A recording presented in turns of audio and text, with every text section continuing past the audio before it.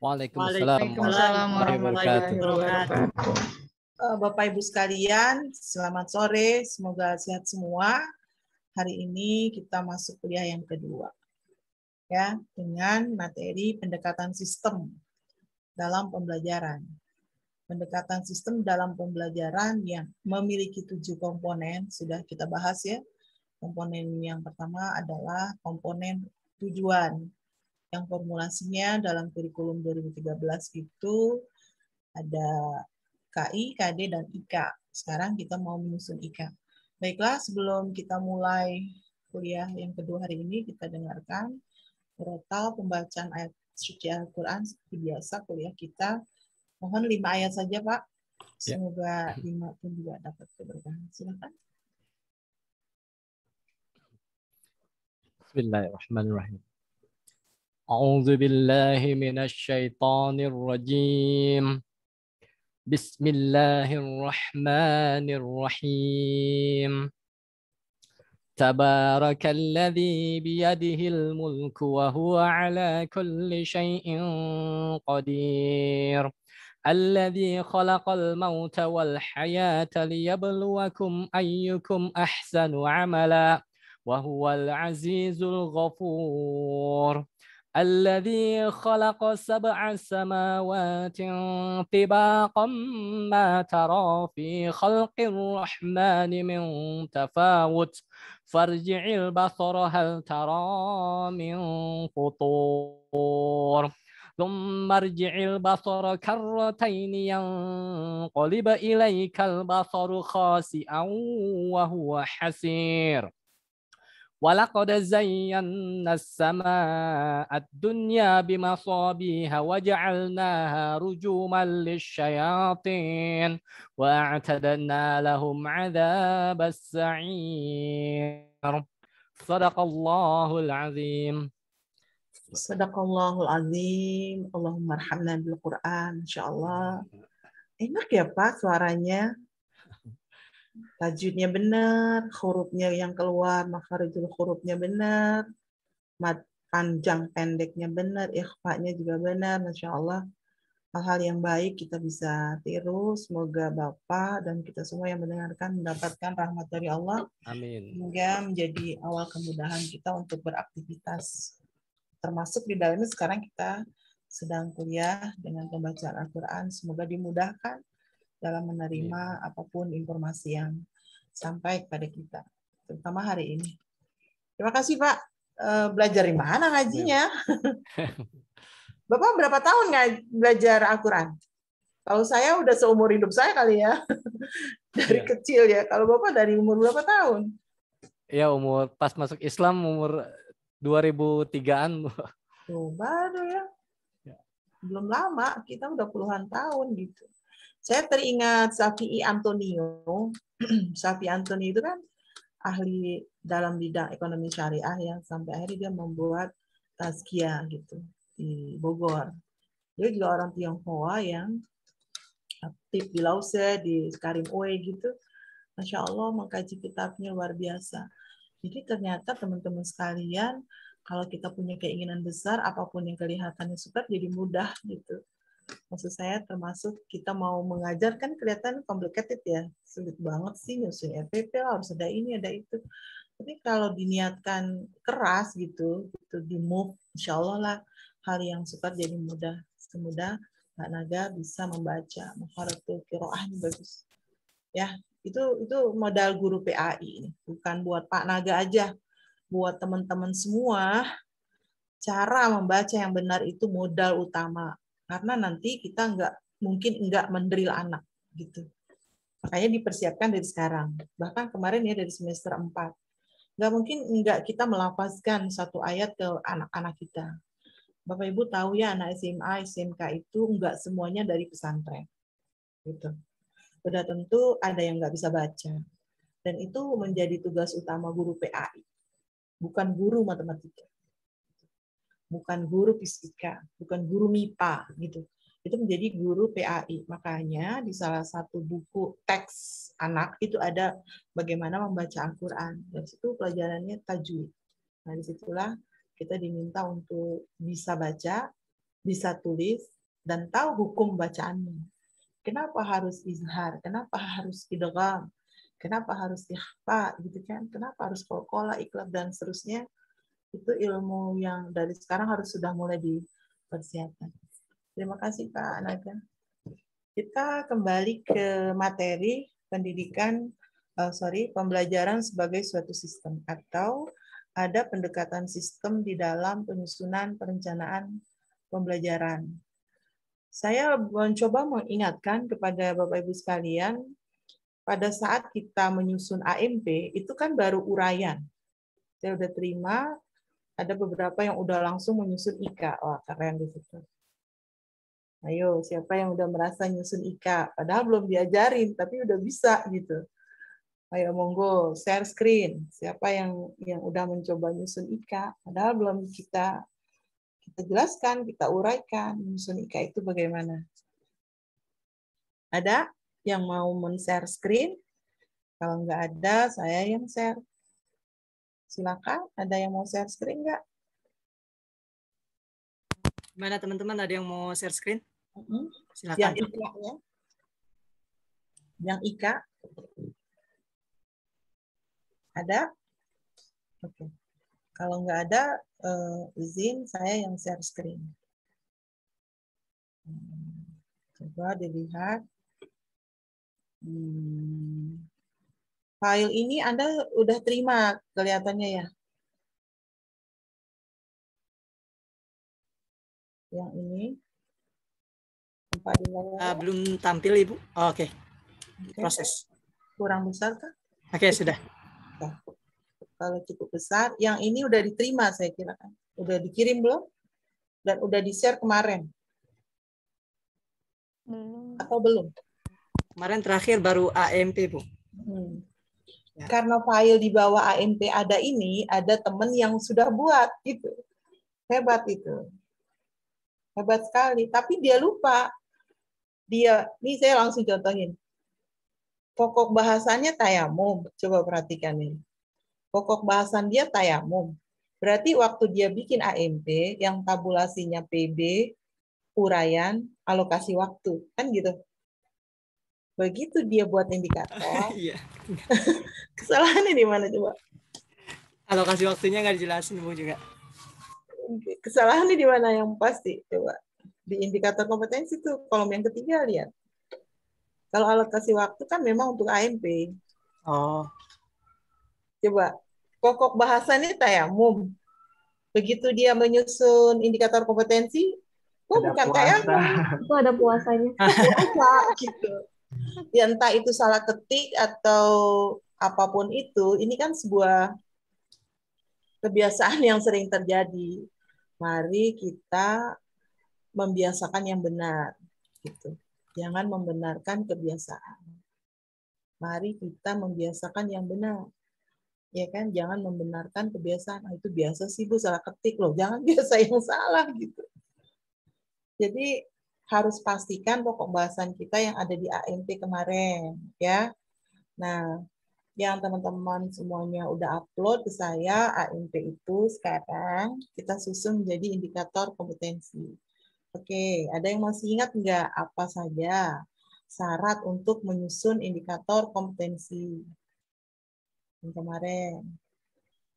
Nyalakan audionya yang mau jawab. Ada beberapa syarat untuk menyusun indikator kompetensi. Please on cam and on audio if you want to answer this question. Ya. AMP pertama ya, Weh. Pertama, syarat menyusun indikator pertama. Menyusun AMP, analisis materi pelajaran. Ya, kedua. Menggunakan kata operasional. Good, ketiga. Tidak menggunakan kata majemuk. Iya, bentar. Tuh. Dengar ya yang lain ya. 1, susun AMP. 2, menggunakan kata kerja operasional, yaitu kata kerja yang dapat diukur dengan 1 perilaku saja. Dan yang ketiga adalah tidak menggunakan kata majemuk. Kira-kira kenapa saya harus menanyakan ini dulu? di dalam proses pembelajaran disebut apa? Kan kita mau menyusun IKA. Kita Standar. harus flashback ke belakang tentang AMP. Dalam proses pembelajaran disebut apa? Tujuan. Mengulang bukan? Oh, Yang mengulang. Ya, bisa aja. Perencanaan. Perencanaan. Lagi.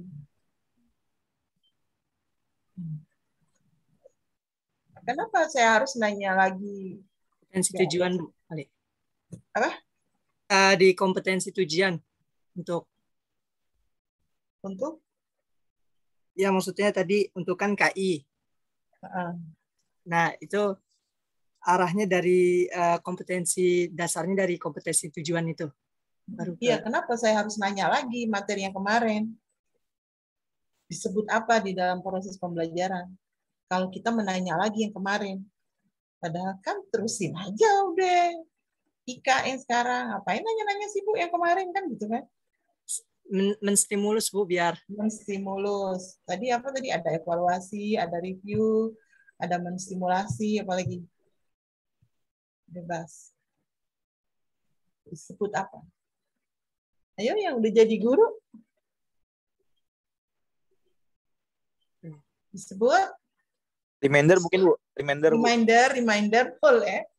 Remind ya, kalau reminder atau kan orangnya. Biasa sih kalau saya mutolaah dulu Bu. Mutolaah pelajaran yang kemarin gitu. Murojaah. Bisa sih bahasanya gitu Bu. Cuma sih istilahnya kali mutolaah. Murojaah. Iya Bu, mungkin murojaah. Iya Bu, murojaah. Bukan mutolaah. Murojaah. Ngulang-ngulang ya. Apalagi? Iya benar. Yang lain. Bu, saya izin off kamera ya Bu. Iya, nggak apa-apa. Yang jalan penting Anda menyimak. Ya. Siapa yang tidak on cam? Adi Nur Rahman Bu. Oh, Adi ya. Oke, saya jawab ya. Semua bisa aja benar, remind, review, stimulus, gitu ya. Boleh-boleh aja.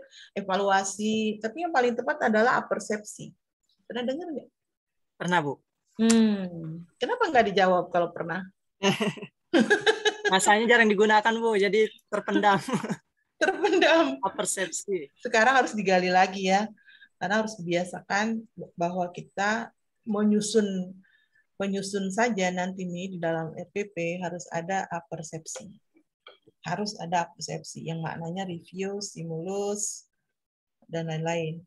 Persepsi itu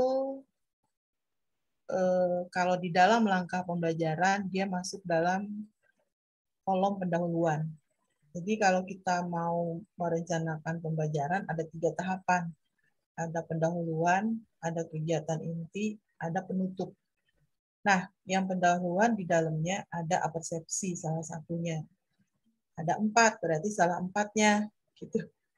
Salah 4-nya adalah yang pertama orientasi, yang kedua sugesti, yang ketiga motivasi, yang keempat apersepsi.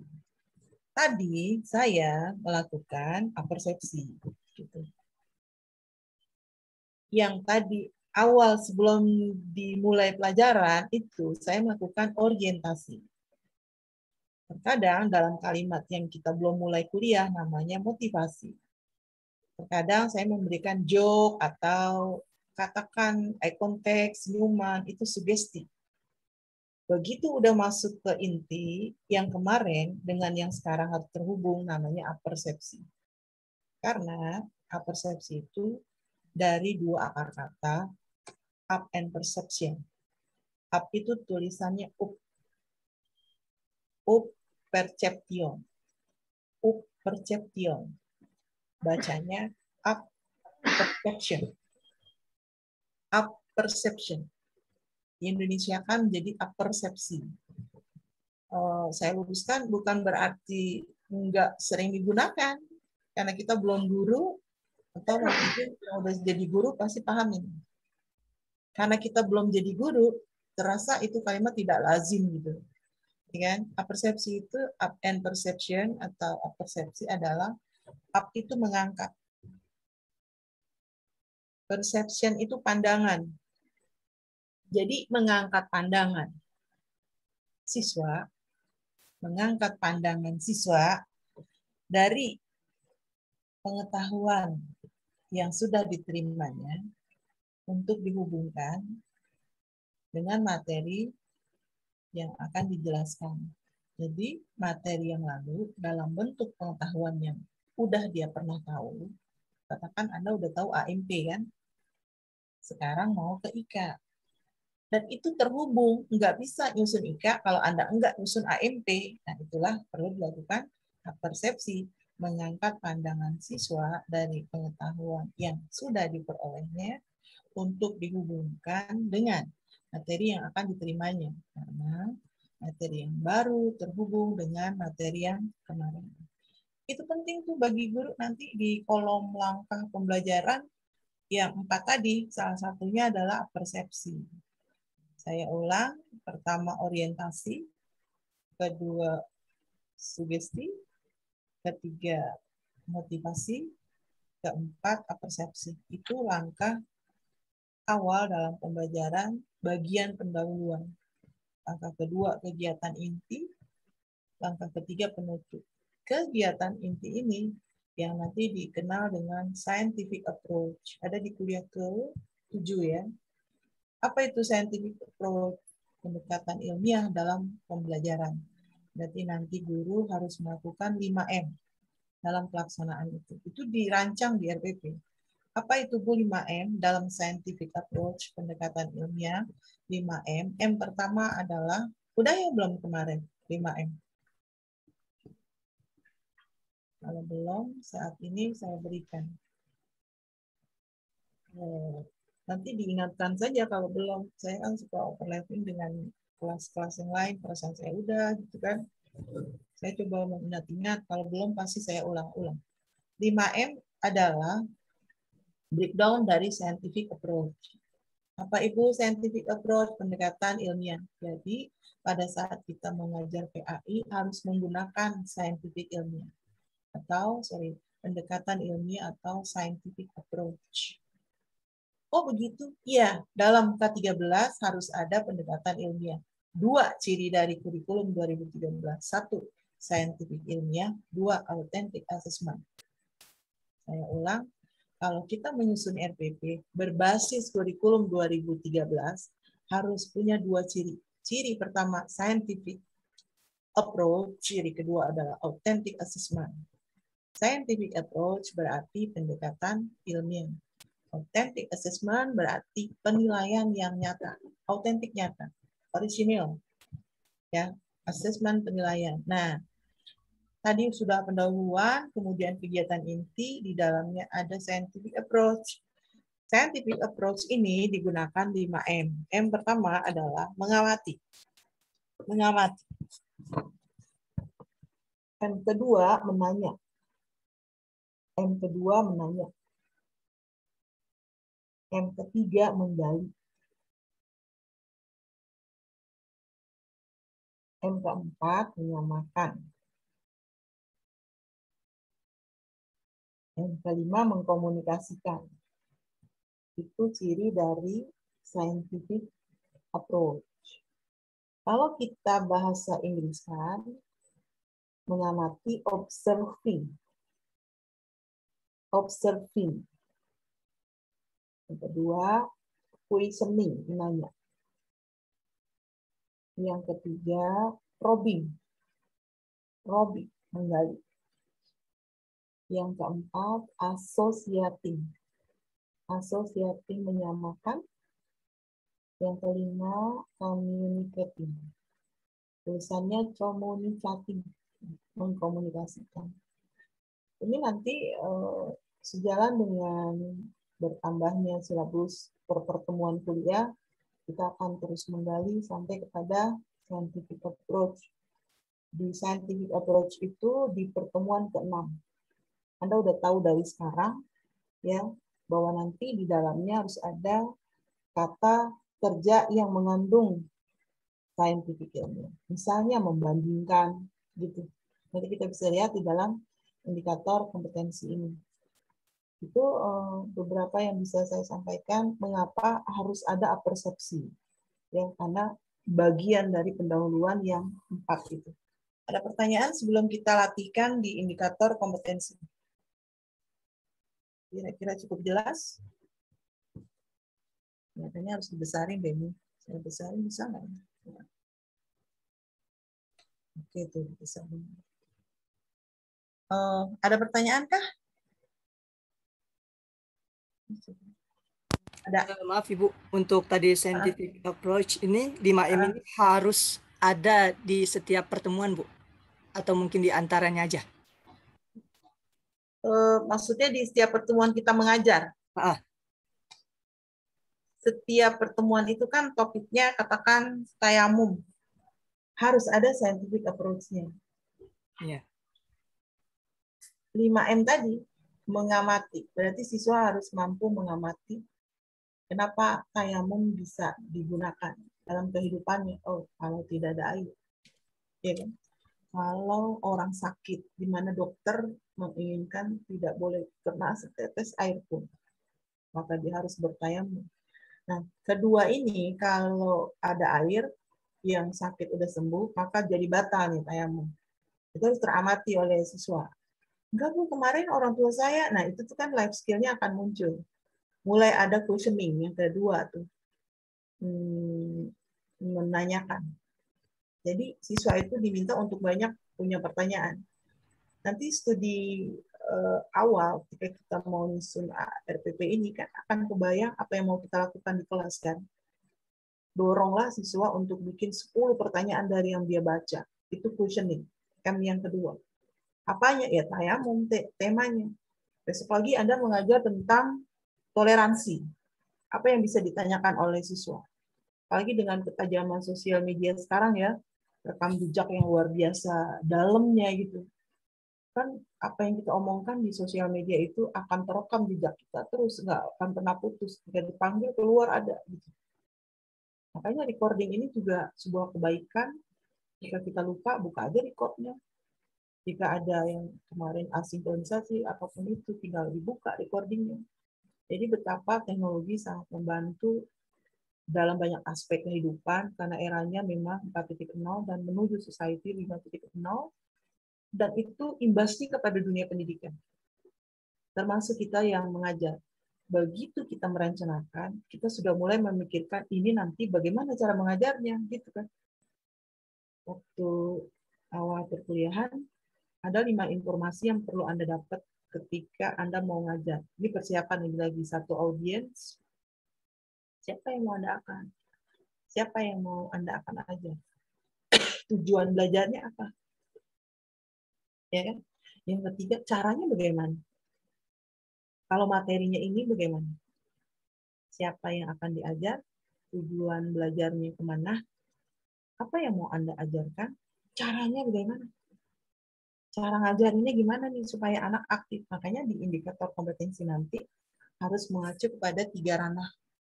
3 ranah itu artinya 3 bagian, kognitif, afektif, dan psikomotorik. Kita baru mencoba nih di sini bagaimana menyusun indikator kompetensi yang berangkat dari AMP yang kita sudah susun, baru pada aspek kognitif. Jadi jawaban saya di seluruh topik yang kita ajar nggak ada yang nggak ada scientific approach, nggak boleh nggak ada gitu. Beriman pada Allah bisa nggak ada scientific approach? Siapa bilang nggak bisa? Untuk mengukur keberimanan kita kepada Allah, ilmiahnya apa?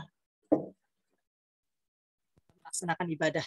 Nah, kita beriman pada Allah, suatu saat Anda pergi nyebrang lautan ke Labuan Bajo. Nah, itu empiriknya di situ. Betapa kecil kita, ya kan?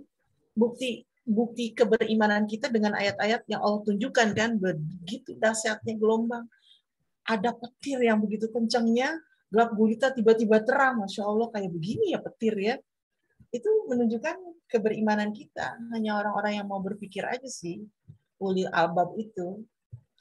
Ya kan? La ayatil li ulil albab. Inna fikhtilafi laili wa nahari la ayatil li ulil albab. Hanya orang-orang yang mau berpikir saja, yang mau melihat tanda-tandaku, akhirnya bertambahlah keberimananku. Ini udah scientific ilmiah. Temanya beriman pada Allah. Nanti beriman pada malaikat gitu. Gimana saintifik ilmiahnya?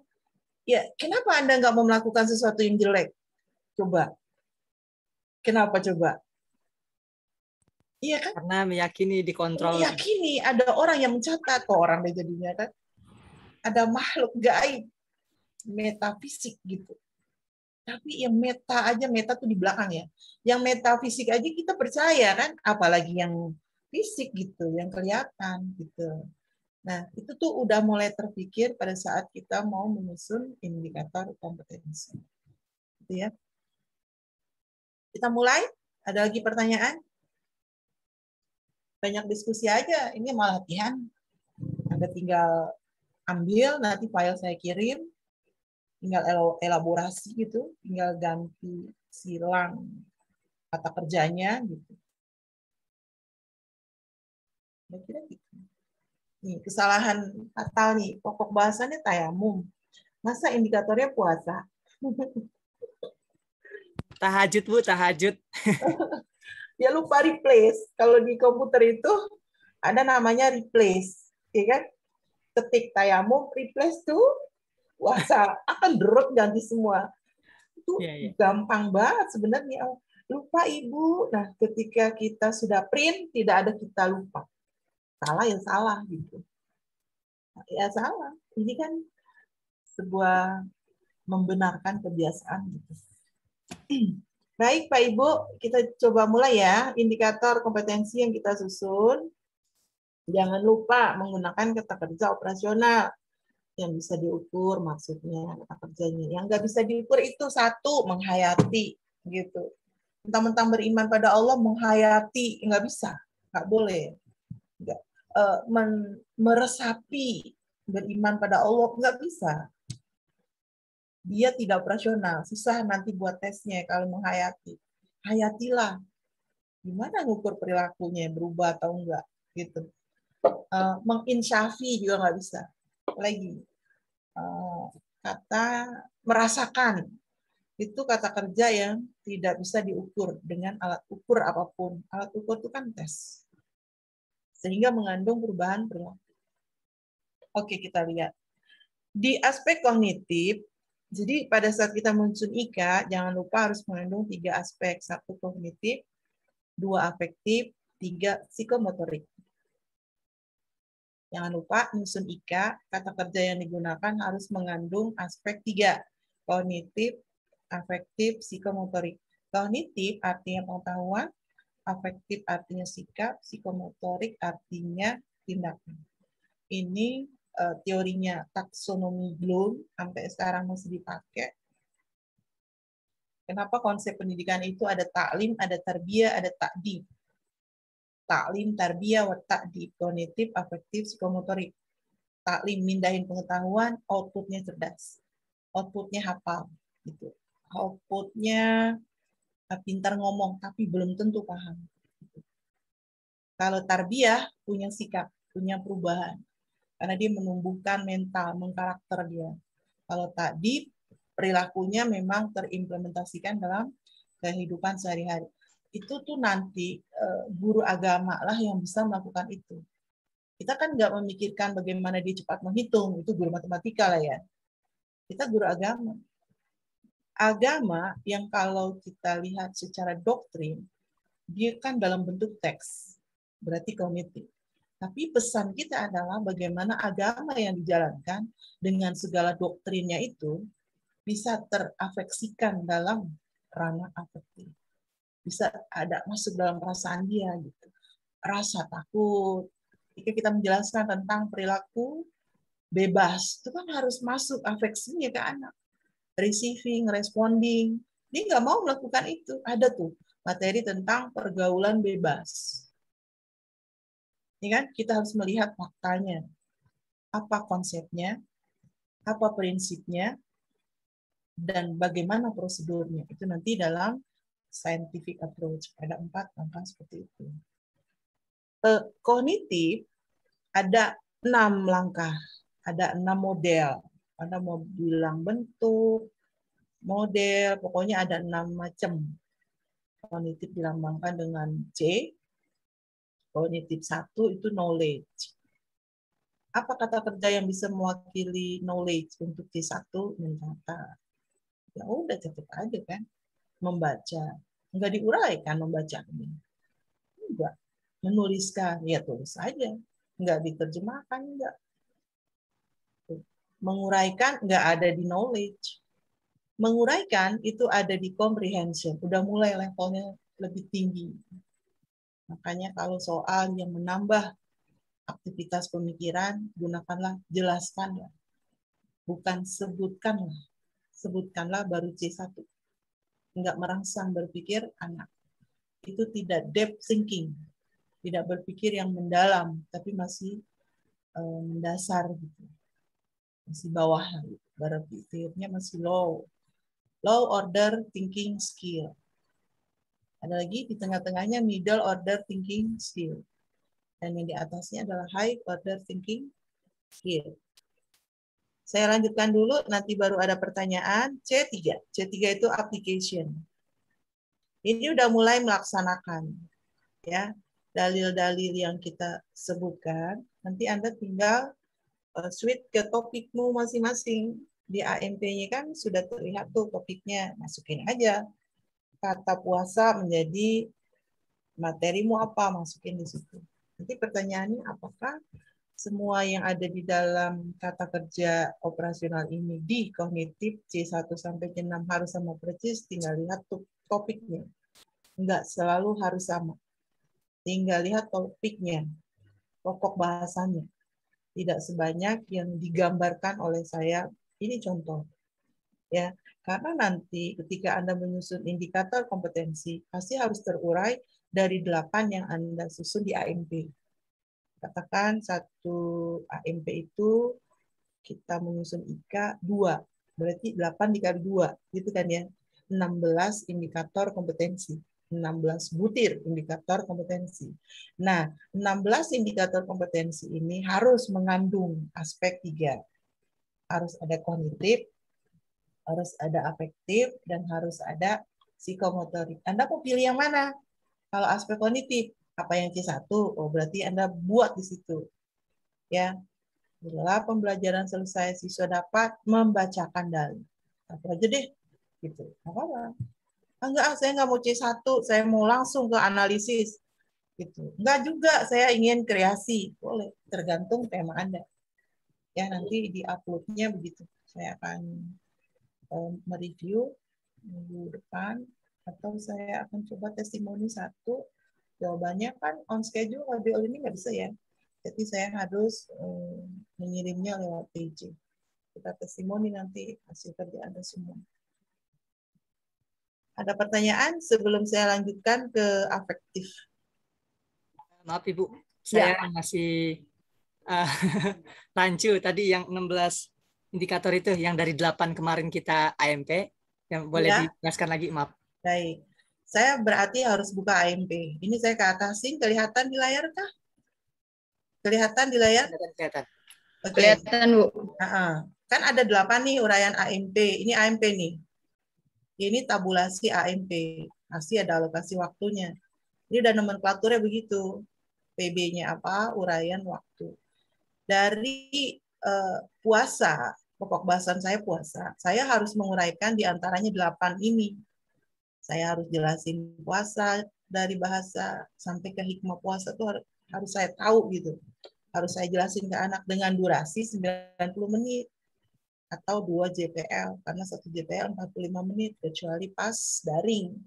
Tinggal sisanya 30 menit kali 2 berarti Anda mengajar 60 menit dengan 8 uraian yang Anda harus kembangkan. Nah, uraian ini kan kita pada saat menyusun RPP di komponen tujuan harus menyusun IK. Ya kan? Menyusun IK harus mengacu kepada AMP yang sudah kita buat. Karena salah satu syarat yang pertama untuk menyusun IK adalah sudah dirumuskannya di dalam AMP. Yang 8 ini kita tinggal tarik. Yang pertama adalah aspek kognitif. Kenapa Bu harus diurai satu-satu? Supaya Anda jelas bahwa kata kerja akan banyak, bukan menjelaskan doang. Dan kesalahan yang sering dibuat, makanya saya kepengen membiasakan yang benar. bukan membenarkan kebiasaan. Kebiasaannya guru, nah selalu kan kalimatnya gitu. Enggak Bu, kebiasaannya guru menjelaskan semua. Apakah kita kalau mengajar menjelaskan semua? Enggak kan? Satu saat kita memperagakan. Ya, lantas anaknya ikut memperagakan. Satu saat kita mencatat. Coba catat apa yang saya katakan. Nah, berarti kan bukan menjelaskan. Dengan demikian, pada saat kita menyusun IKA, harus mengandung 3 komponen. Kognitif, afektif, psikomotorik. Saya baru menjelaskan yang kognitif. Seandainya Anda mau mengandung 3 aspek kognitif, katakan 2 saja dari yang kita jelaskan. Berarti 8 dikali 2. 2 dari yang pertama apa?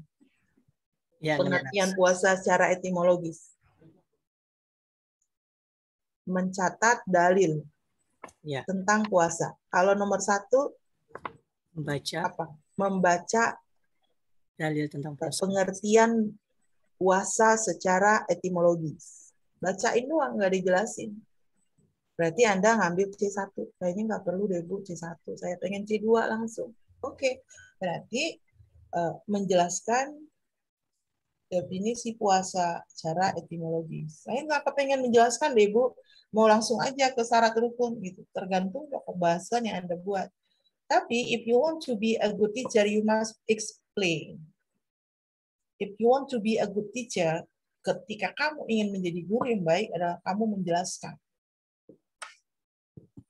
Ternyata Pak Ibu sekalian, pelajaran PAI yang segala sumber hukumnya, sumber rujukannya Al-Quran, itu cuma 3 huruf.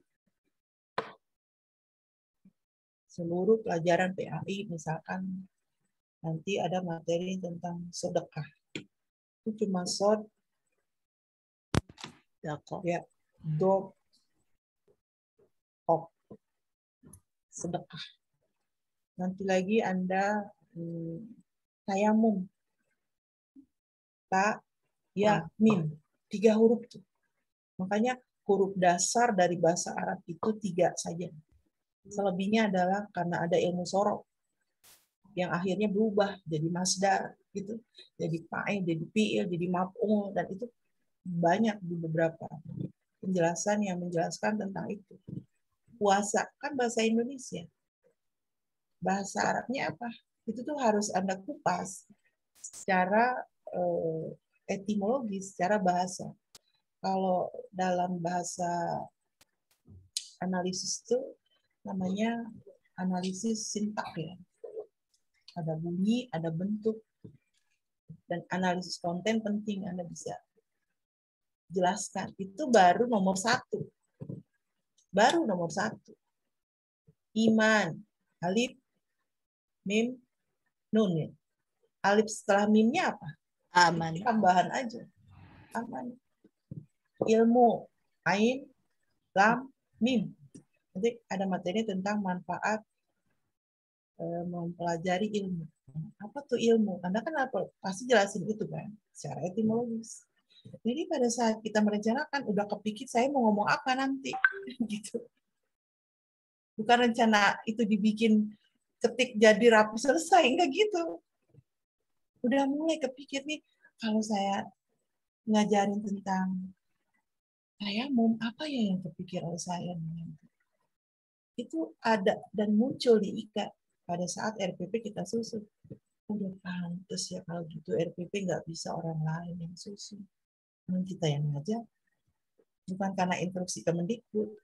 Filosofinya dalam. Apa yang mau kita laksanakan, kita rencanakan dulu. Bagaimana kita mau melaksanakan kalau kita nggak pernah merencanakan kan dalam bentuk tulisan gitu. Ya, Bapak Ibu sekalian, sama teman-teman yang lain.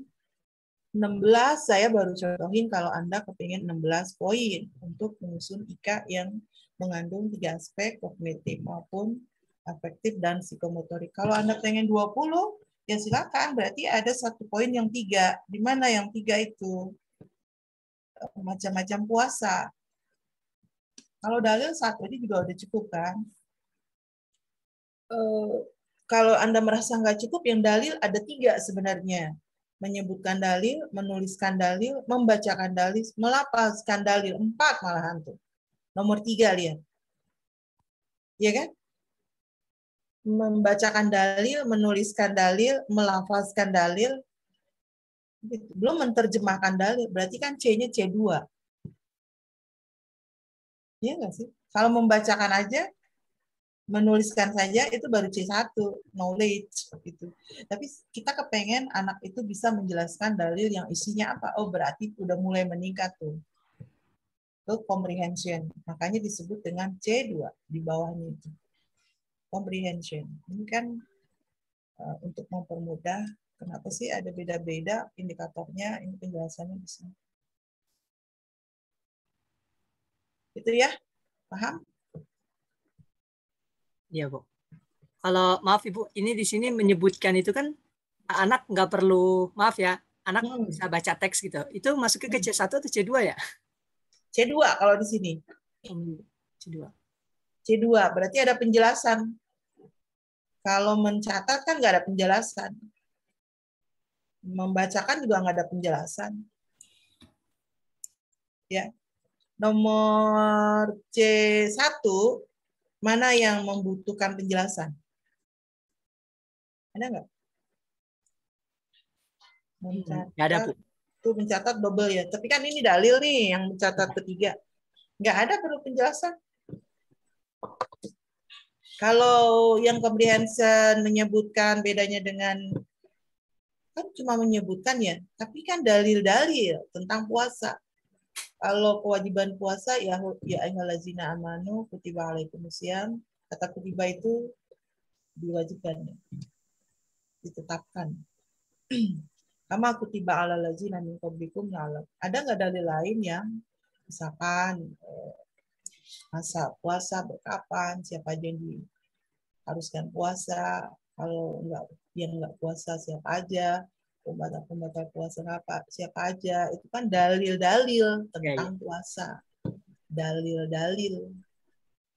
Kalau dalil wajibnya satu.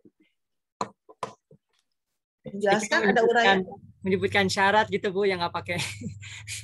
Ya, saya kira makanya. Enggak, kalau ini kan tadi menyebutkan dalil-dalil tentang puasa berarti kan anak dicari pemahaman lain berarti ya. Iya. Iya. Enggak, saya enggaknya menyebutkan mungkin yang syarat puasa gitu. Kan kalau itu kan teks bisa baca. Iya, saya. Iya. Enggaknya ke situ. Iya. Kalau menyebutkan syarat puasa di bawah, tapi udah bukan menyebutkan.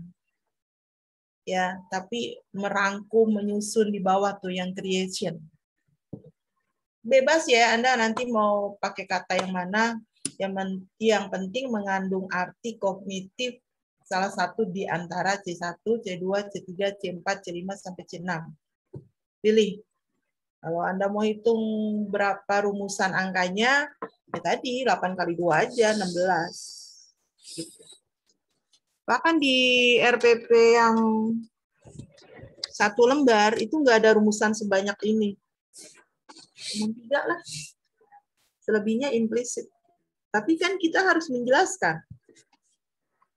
Iya sih? Iya dong. 90 menit. Kalau IKN cuma 3, mau jelasin apa? Waktu lainnya ngapain? 3 topik, kita jelasin 90 menit. Jelasin apa? Jelasin dalil selesai 5 menit kok. Iya kan? Selesain syarat. Syaratnya itu berakal, kata Anda. Berakal itu cirinya apa? Selesai kan? Masih banyak waktu. Makanya AMP itu di atas tadi nih. Penting Anda buat uraian ini supaya teralokasikan time limitnya. Bagi guru yang sudah profesional, sepertinya nggak perlu buat alokasi waktu. Dia dengan sendirinya udah feeling aja. Ya, udah feeling.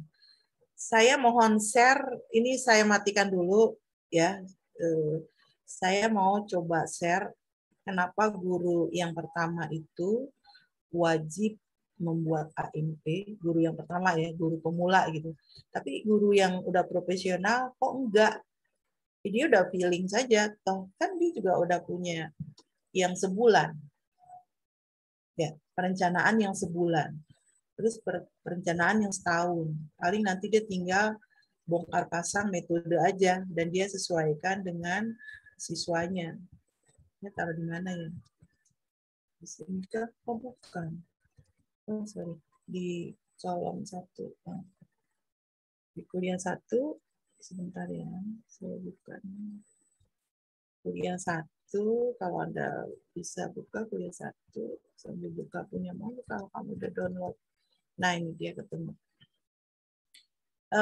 Teman-teman sekalian, kalau kita nanti udah jadi guru yang profesional, AMP nggak perlu disusun. Kita udah feeling. Nampak di layar kah? Kita ada di yang biru tua. Biru tua, maksudnya yang biru lah ya. Yang hijau itu guru yang udah lama. Berarti udah profesional, udah ikut banyak pelatihan, udah ikut BIMTEK, ya kan? Udah sering mengulang topik RPP yang dia susun. Pengulangan kan? Dia nggak perlu bikin RPP lagi. Kecuali ada instruksi baru, punya template yang baru gitu.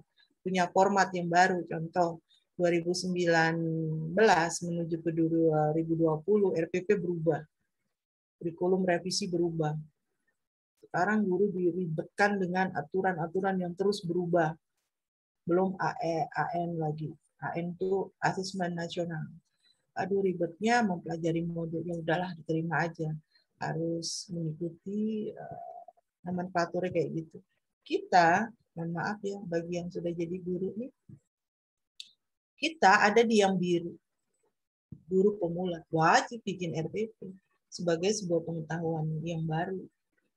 Mohon maaf lagi nih, yang udah jadi guru, Anda ada di yang hijau.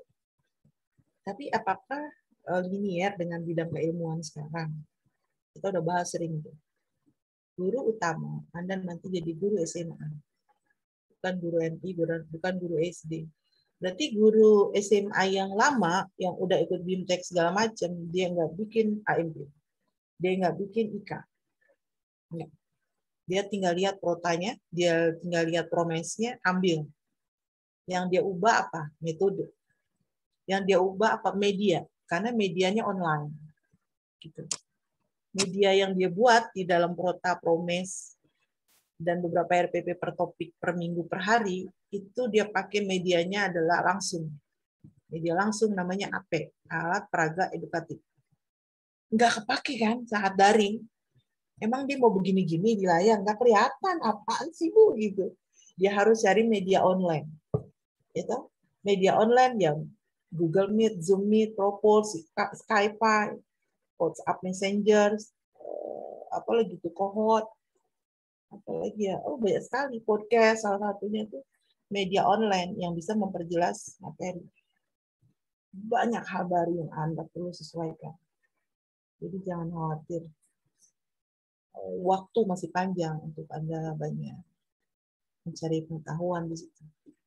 Apa sih penjelasannya di sini? Guru yang biru, ini gambar bukan sekedar gambar.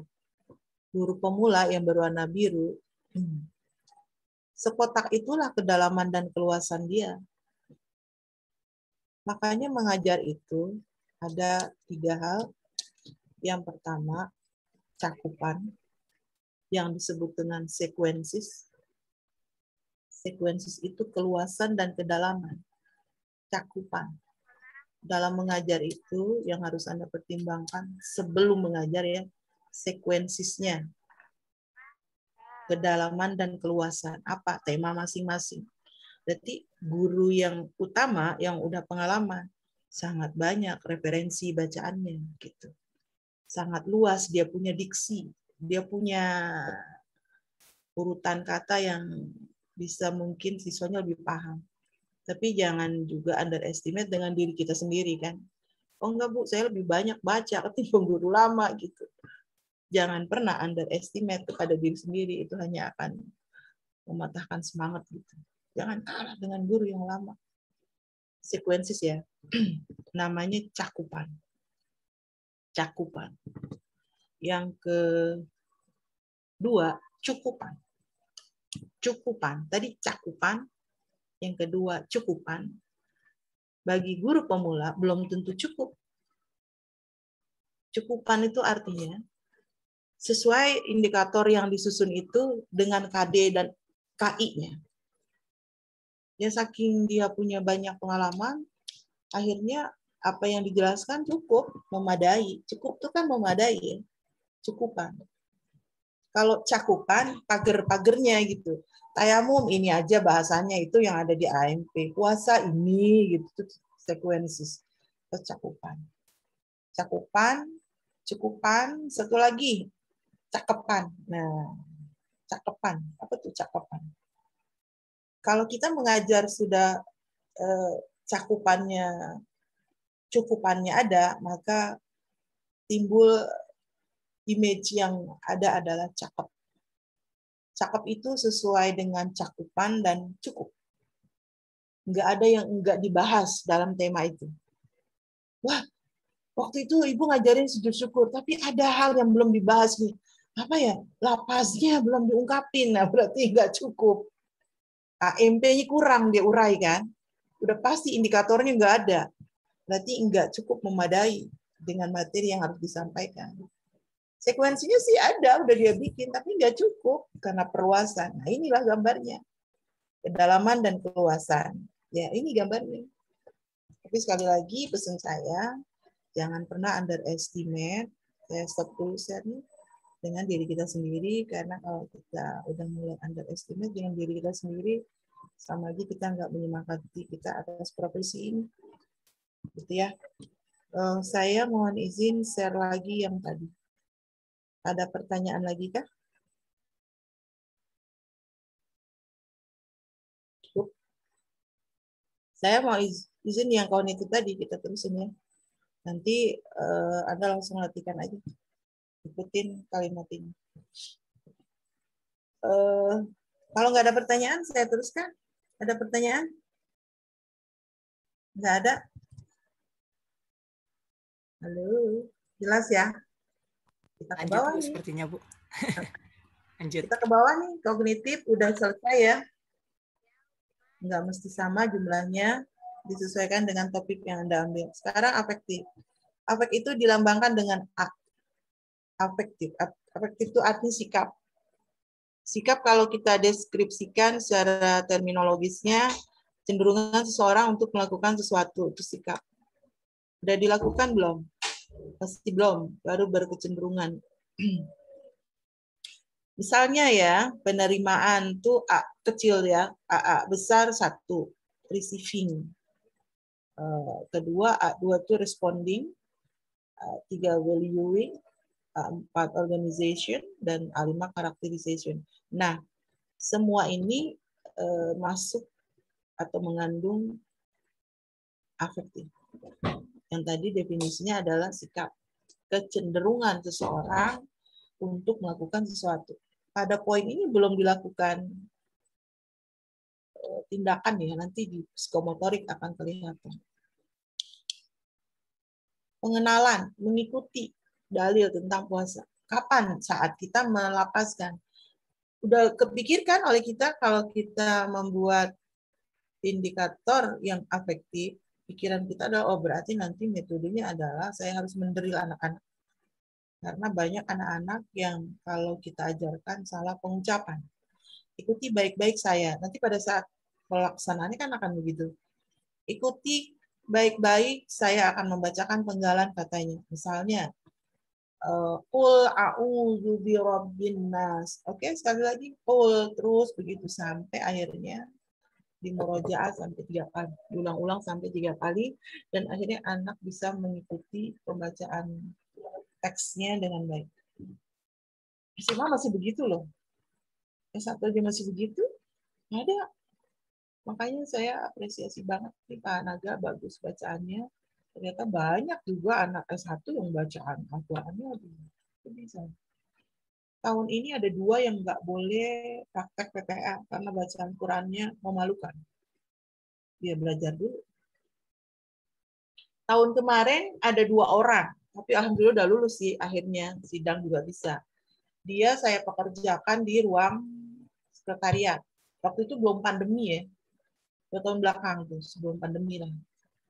Nggak bisa baca Al-Quran, gimana itu sholatnya? Ini orang tuanya yang bertanggung jawab nih soal-soal begini. Tapi karena dia udah kuliah, menjadi tanggung jawab kita semua kan. Akhirnya tiap hari saya drill. Kamu harus datang 1 jam sebelum kamu kerja di sini. Ayo ngaji bareng saya. Saya bilang ngaji bareng saya, sama-sama ngaji. Emang nggak bisa baca. Gimana coba ngajar PAI nggak bisa baca Quran. Nah, penting nih bagi semua kita di sini perbaiki bacaan kita. Yang udah bagus, alhamdulillah menjadi contoh ya. Nanti kalau nggak bisa harus jujur, karena saya akan alihkan ke tugas, berharap sih bisa semua ya. 6 bulan dia bekerja sama kita di sekretariat. Tahu sendiri kan kalau di sekretariat kerjaannya apa? Apa kerjaannya di sekretariat? Ya melayani. Melayani, nggak bikin. Begitu kita suruh melayani, ya nggak bisa juga. Aduh, kita suruh susun ini, Excel nggak ngerti, ya kan? Aduh, nanti dunia kerja bagaimana ini? Ya udahlah, menjadi tanggung jawab kita, udah lulus ini kan. Jangan sampai kita nggak punya kemampuan apa-apa. Termasuk hari ini kuliah tentang perencanaan sistem, kita nggak perlu banyak punya pengetahuan, tapi kita bisa apa. Tapi tidak ada orang bisa karena tidak berpengetahuan. Nah, ini aksiomanya begitu lagi. Tidak ada orang bisa yang nggak punya pengetahuan. Pasti dia diawali dengan pengetahuan dulu. Dia tahu, banyak orang yang tahu, tapi tidak mengerti. Banyak orang yang mengerti, tapi tidak paham. Bagaimana orang yang tidak mengerti? Banyak orang yang paham, tapi tidak melaksanakan.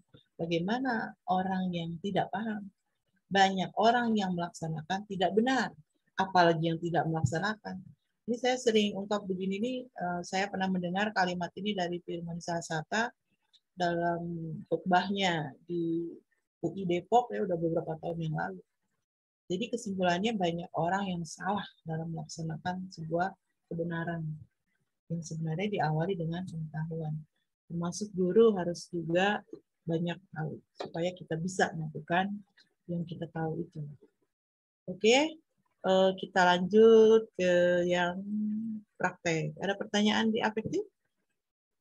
Tinggal tiru aja apa yang tertuang di dalam indikator ini. Tidak mesti semua lagi-lagi kan. Sesuaikan dengan pokok bahasanya. Baik, saya Kalau kata kerja operasionalnya untuk pengenalan itu selain mengikuti apa tuh, Bu? selain pengenalan, receiving itu menerima, menyimak dengan baik. Menerima, receiving itu menerima. Lawannya defense. Defense. Anda on cam itu receiving namanya. Mohon maaf yang tidak on cam, tadi kan udah ada yang bilang tuh, mohon maaf Bu, bukan karena itu maksudnya. Anda on cam nih kuliah, karena daring ya, itu receiving namanya. Untuk corresponding. Bagi guru, bagi saya, bagi dosen, itu ada degree di situ. Kan ABCD, audience, behavior, condition, and degree. Udah ya kemarin? Audience, behavior, condition, and degree. 4 nih. Siapa yang kita ajar, tujuannya apa, kondisinya bagaimana, ini di kondisi kelas daring, degree. Kita bisa melihat degree itu dari betapa dia mereceive, melakukan penerimaan. Apa yang kita anggap enggak receiving? Dia matiin kamera. Mohon maaf yang tadi udah bilang minta maaf. Dia matikan kamera, lalu dia matikan audio, ditanya oleh dosennya atau gurunya, disebutin namanya, dia tidak merespon. Berarti kan kesimpulannya degree-nya adalah dia nggak menyimak gitu. Begitu dia tidak merespon, kan dipanggil-panggil ya. Siti Fatima, are you here? Kan gitu kan. Udah kamera nggak nyala, misalnya. Kamera nggak nyala, audio. Jadi, Anda bisa mengganti, merespon, atau mengikuti jalannya kegiatan itu. Bisa jadi menyimak penjelasan guru tentang dalil. Apa? Menyimak penjelasan guru. Menyimak itu mendengarkan. Itu kalau daring penjelasan saya. Kalau luring gimana? Kalau luring gimana dia receiving? Memperhatikan. Memperhatikan. Ada eye contact. Ini enggak, bentar-bentar ke toilet, Bu, izin ke toilet. Gimana mau nyimak? Terus balik lagi, Bu, izinnya Bu kebelet pipis. Ini kok orang kebelet pipis mulu ya? Coba deh perhatiin luring. Dia nggak nyaman sebenarnya di kelas. Pak, maaf saya mau ke toilet. Padahal bukan jajan, hati-hati itu. Kalau ada siswa yang sering izin bentar-bentar ke toilet, bentar-bentar ke toilet. Itu temennya banyak yang ke toilet diajakin kan. Sampai di kamar mandi merokok. Makanya merokok menjadi satu aturan yang dilarang. Tapi begitu dia mengatakan dalam bentuk kalimat namanya responding. Makanya kalimat ini menerapkan tuh. Ya kan? Menjawab pertanyaan. Makanya ada sesuaikan aja kalimatnya. Menjawab pertanyaan tentang ibadah puasa gitu. Menjawab pertanyaan tentang menjawab, responding itu menjawab. Dan buru-buru jawabnya. Kenapa buru-buru? Berebut, takut temennya keduluan gitu. Itu yang bagus memang begitu. Berebut. Tapi tetap ada etikanya ya, tunjuk tangan kalau luring kan. Gitu. Kalau daring ya dia menyalakan audio. Pasti gurunya atau dosennya akan punya respon juga. Dia akan punya feeling, kenapa ya dia nyalakan audio ya gitu. Oh, dia mau berbicara. Itu beberapa ketentuan kenapa responding. Apa tadi bisa menyimak ya? Ada lagi pertanyaan untuk yang afektif? Anda tinggal sesuaikan, pilih kata ya. Sesuai dengan temamu. Cukup? Kita ke psikomotorik kalau sudah. Any question? Maaf Ibu, boleh dijelaskan mungkin tentang organisasi ini? Yaitu mengklasifikasikan. Nomor A4. Ya, organisasi itu menstruktur, menyusun. Menyusun kata tentang tema itu. Kalau ini kan mengklasifikasikan. Organize itu artinya merangkai, menyusun, mengorganize ya, memetakan. Kalau dia di sini mengklasifikasikan, membagi-bagi. Nanti kalau di tayamum apa? Menyusun tata cara, bisa aja. Menyusun langkah-langkah, tahapan-tahapan dalam tayamum. Kalau sholat, menyusun tahap-tahapan dalam rukun sholat. Yang penting isi dari organization ini adalah isinya merangkai. Kata merangkai berarti si anak udah mulai mencoba sendiri ya, atas yang dia dengar gitu. Sampai kepada characterization, udah mulai tuh membiasakan di dirinya. Gitu. Kalau toleransi, materinya atau pokok bahasanya, karakterisasinya apa? Ada yang bisa jawab? Pokok bahasanya toleransi. Menghargai pendapat orang lain, toleransi. Untuk yang pengamalan, A5, jadi gimana? Membiasakan, menghargai pendapat orang lain. Membiasakan untuk senantiasa bertoleransi. Membiasakan, udah mulai mengkarakter. Terbentuk dalam dirinya, makanya judulnya afektif. Ranahnya afektif. Ya, semakin ke sini semakin ada tindakan. Kalau udah mengkarakter karena pembiasaan, langsung ke psikomotorik. Apa itu yang psikomotorik? Yaitu melakukan sendiri. Nah, coba lihat. Melakukan sendiri namanya imitation. Imitation. Kalau kita pakai cincin imitasi, berarti cincin tiruan gitu, bukan asli. Imitasi ya cincinnya. Peniruan itu imitation, P1 lambangnya P, karena psikomotorik itu P. P1 itu imitation. Terusnya P2 manipulation, precision, ke bawahnya sampai P5. Berarti kalau kita mau gunakan indikator kompetensi yang psikomotorik, pengennya P1, berarti anak itu menyalin. Nanti bunyi kalimatnya, setelah pembelajaran selesai, peserta didik dapat menyalin dalil-dalil tentang tema kamu apa. Menyalin tata cara, tema kamu apa?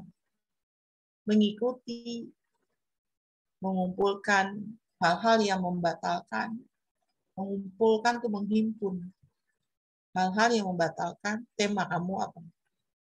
Bukan membatalkan toleransi, ya enggak begitu juga kan, tinggal lihat AMP-nya masing-masing. Jangan selalu diikuti contoh yang ini. Tergantung tema kita nanti. Penggunaan atau manipulasi atau manipulation. Mengidentifikasi tata cara puasa setelah menyalin dalil, syarat, atau syarat sah puasa. Manipulasi apa sih? Manipulasi apa maksudnya? Apa manipulasi? Biasanya kan data dimanipulasi Ya, diada-adakan, Bu. diada-adakan sesuai interpretasinya kan. Ya. Nggak selalu persis seperti yang dia dengar. Bukan diada-adakan dalam bentuk negatif kan. Itu markup namanya. Manipulation.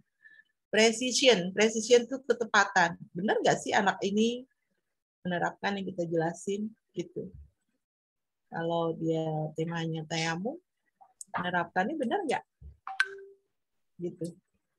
Anggota tayamum yang dia tahu benar nggak? Apa caranya? Sampai nanti beberapa topik-topik atau tema-tema yang kamu usung dalam AMP itu. Kemudian yang P4, articulation, perangkaian. Anak itu udah mampu menginterpretasikan, menyusun sendiri prosedur. Tadi waktu saya menjelaskan kalau kita menguraikan materi atau bahan kan ada 4 ya. Konsep, fakta, prinsip, prosedur. Jadi waktu kita mau mengurai bahan atau materi, komponen yang kedua dalam sistem itu ada 4 tuh. Konsep, fakta, prinsip, prosedur. Kenapa konsep? Karena kita kan harus jelasin. Prosedur, nah ini dia, articulation. Dia udah mampu menyusun urut-urutan, prosedur itu urut-urutan. Memandikan jenazah, apa urut-urutannya? Kalimat PB-nya menikah. Apa urut-urutannya? Gitu. Sholat, apa urut-urutannya ya? Kan pasti takbiratul ihram dan diakhiri dengan salam. Udah tuh, maghrib azan. Berarti kita mulai sholat deh. Pas tuh, naturalisasi atau naturalization. Karena datangnya telat dan kita banyak diskusi sebelum Anda lengkap. Saya kira itu selebihnya kita bisa diskusikan. Udah maghrib ya. Maghrib waktunya pendek. Kalau zuhur kita bisa panjang sampai setengah jam. Tafakkaru sa'atan khairun min ibadati sanatin. Kalau maghrib nggak bisa, karena waktunya pendek. Ada lagi? Ya, ada lagi kah? Maaf, Bu, cara tugasnya aja, Bu. Ini dalam satu folder atau terpisah sama tugasnya kemarin? AMP-nya jangan dimasukin, kan udah IKA. Jadi judulnya yang ini. Atau saya... Ya kalau saya lihat di tugas yang ini kan di atasnya AMP, kemudian lanjutan bawahnya gitu. AMP-nya di-delete. Oke. Tugas kamu yang ini, menyusun IKA. Ya. Oke, pilihan kata tinggal pilih. Tadi ada yang mau bertanya selain Salman, silakan. Saya, Bu. Saya kan itu, Bu, temanya itu tentang nikah. Tadi kalau misal pengamalan tadi itu gimana, Bu? Bukan bagaimana nikahnya, ijab kabulnya. Pengamalan masa harus nikah gitu. Kalau baca konsep nikah apa? Oh, kamu belum buka buku teks. Belum. Mohon maaf ya, masuknya alat kelamin laki-laki ke alat kelamin perempuan. Itu definisi nikah begitu. Iya. Coba nanti kita bisa jelaskan soal itu. Makanya yang harus dijelaskan adalah ijab kabulnya, syaratnya. Kamu bertanya aneh-aneh nih ya. Udah tahu tentang nikah. Sandra ada aja nih. Udah tahu ditanya lagi gitu kan. Itu nggak bisa itu dijelasin yang kelihatannya vulgar nggak boleh. kecuali ilmu kedokteran ya. Kecuali kita membahas tentang fikih gitu. Fikih yang memang harus gamblang dijelasinnya. Kenapa telapak tangan ini menyentuh bagian tertentu dari orang-orang yang membatalkan kita hukumnya haram? Ada beberapa mazhab yang mengharamkan. Kenapa telapak tangan dengan punggung tangan berbeda hukumnya setelah kita menyentuh? Karena telapak tangan ini lebih berasa daripada punggung tangan. Nah, silakan tanya sama orang-orang yang sudah menikah. Tuh, Chandra jawabannya. Udah nikah belum? Belum, Bu. Tenaga belum ya? Oh, yang udah Chandra ya. Belum. Secara ilmu kesehatan, nanti Pak Ilyas menjawab nih. Secara ilmu kesehatan, enzim itu ada di telapak tangan, bukan di punggung tangan. Jadi kalau kita mau ngambil makanan, yang disentuh telapak makanan itu akan basi. Makanan itu akan basi. Jadi nanti ngambilnya pakai punggung tangan aja. Bisa nggak? Ya nggak bisa kan? Pakai sendok, Bu.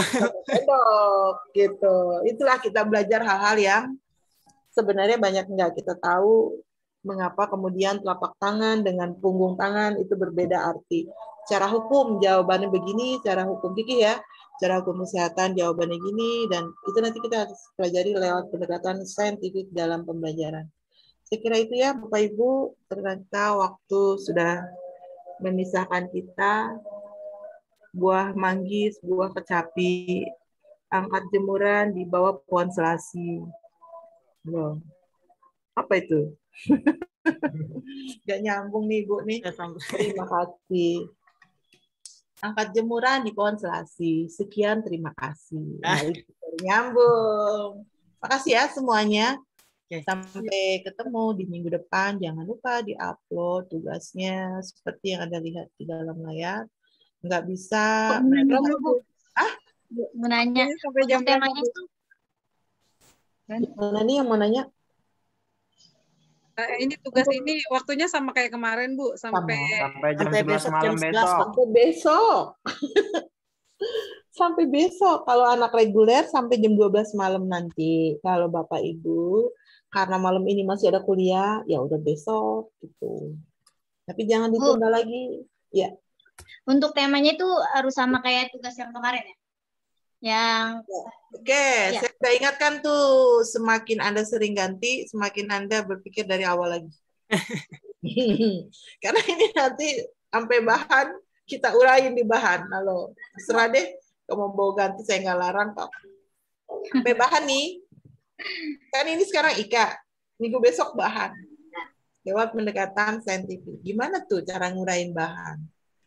Gitu. Nanti terus, medianya apa kalau materinya ini? Ya silakan aja. Anda berpikir dari awal lagi tuh, susun AMP lagi. Ya kan?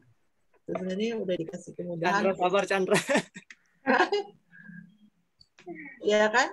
Udah saya kasih kemudahan untuk tidak pindah-pindah ke lain hati. Kalau Anda ragu ya udah pikirkan lagi aja. Ya, kalau tadi itu nikah, metodenya apa? Udah ditanya kan tadi? Udah ditanya itu. Nggak ada metode nikah, tidak bisa divisualisasikan berkaitan dengan terminologis tentang nikah. Nanti akan ada juga perbedaan antara nikah dengan kawin, itu tuh sampai sedalam itu. Makanya tadi ada cakupan, sekuensis, ruang lingkup ya. Cukupan, penjelasan itu harus benar-benar dalam dan cakep. Kalau Anda maksimal mengajar ya, dan mudah diterima gitu, itu cakep. Jangan lupa cakupan, cukupan, cakep. Demikian saya ulang lagi, angkat jemuran di bawah pohon selasi. Sekian. Cakep. Cukup sekian dan terima kasih. Iya, kita tutup dengan doa kafaratul majlis. Bismillahirrahmanirrahim. Subhanakallahumma wa bihamdika asyhadu an la ilaha illa anta Foto bareng dulu ya Bu, sesi foto bentar. Oke. Oke, teman-teman boleh disiapkan gaya tercantiknya. Enggak ya, kan mau diupload di itu loh. Di e-learning, nggak boleh. Oke, baik. 1, 2, 3. Sip. Oke. Nah, jangan lupa absensi diisi juga ya, teman-teman ya. Makasih. Di link. Di e-learning, di Google Form untuk sinkronisasi. Terima kasih. Assalamualaikum warahmatullahi wabarakatuh. Terima kasih, Bu. Waalaikumsalam warahmatullahi wabarakatuh. Terima kasih. Terima kasih, Bu. Sama-sama. Ketemu minggu depan.